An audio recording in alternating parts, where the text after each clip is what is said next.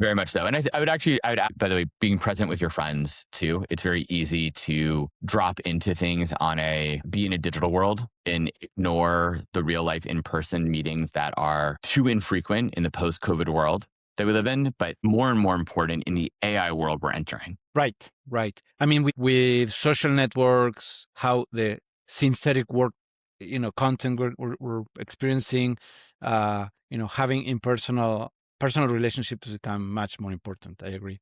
Correct.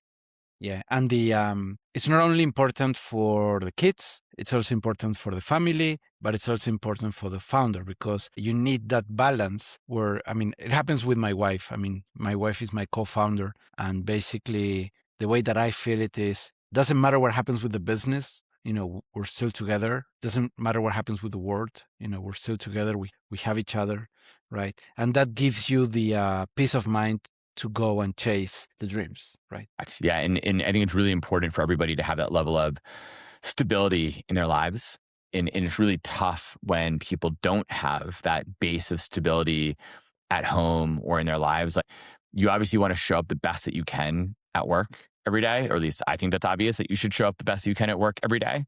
But if you are unhappy with life in different ways, or if your living situation is really stressful, it makes it very difficult to do other things at work or for your team that are critical. So solving for that is the first and most important thing. And then everything else falls into place. Right, right. Because then you have your support network, your core family together. And then when you reach success, which is more likely with that foundational support, then it feels better because you have somebody to share it with, right? Absolutely. I mean, if I would hope to never be that rich billionaire who has no friends and no family. My family hates me. Like, that sounds terrible to be that. I mean, I'd say like Elon Musk, who is no doubt in my mind one of the world's best entrepreneurs. And as an entrepreneur, we should look up to him in many ways. I don't get the impression that he is a happy individual. I don't get the impression that his kids love him in any significant way. Many of them hate him, at least publicly, what I've read. And many of his former spouses hate him as well. Is that a life that I want?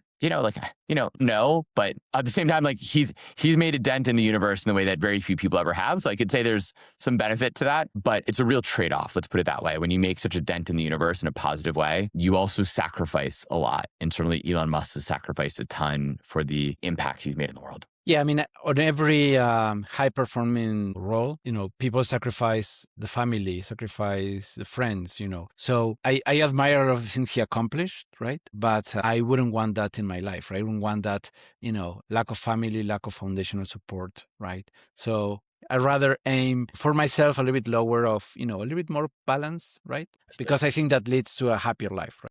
Totally agree. Yeah, yeah.